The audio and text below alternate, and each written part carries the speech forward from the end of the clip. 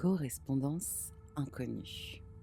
Et pourquoi tu ne dois jamais monter dans un train dont l'annonce n'a pas été diffusée au micro? Avez-vous déjà pris un train en correspondance? Vous savez, quand vous courez d'un quai à l'autre, le cœur en feu, les yeux rivés sur l'écran de la gare, et parfois en bas de la liste, on voit un train sans numéro. Pas de destination, pas d'heure précise, juste une ligne floue. Correspondance immédiate, voie Z.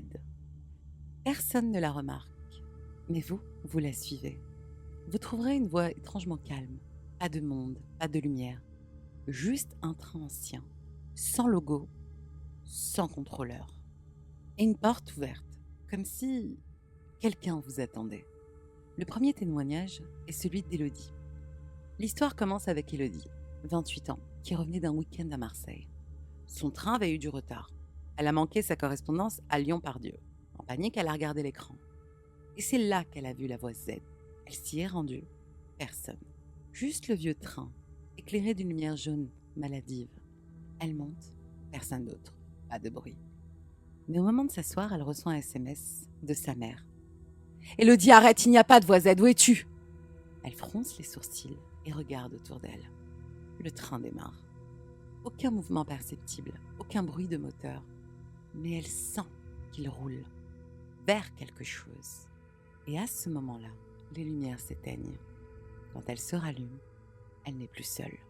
Un homme en costume noir est assis juste en face d'elle. Aucun mouvement, aucun souffle. Puis, il parle, d'une voix douce et sans lèvres. Tu as pris le train de ceux qui veulent fuir, mais il n'y a rien après. Juste nous. Et nous avons faim. Elle crie, essaye d'ouvrir les portes, mais le wagon est infini. Chaque pas la ramène à son siège, à l'homme. Dans le rapport SNCF. Quelques jours plus tard, un agent de sécurité SNCF découvre un téléphone abandonné dans une rame hors service, immobilisé depuis 1999. Le téléphone est récent, il appartient bien à Élodie. Mais elle n'est jamais montée dans un train ce jour-là, du moins pas sur les caméras. Son dossier voyageur a disparu, comme s'il n'avait jamais existé. Parfois, sur les quais, des gens affirment entendre un train passer, même quand les voies sont vides. Un souffle froid, un frottement métallique, et une voix douce, presque inaudible, qui dit « Correspondance immédiate ».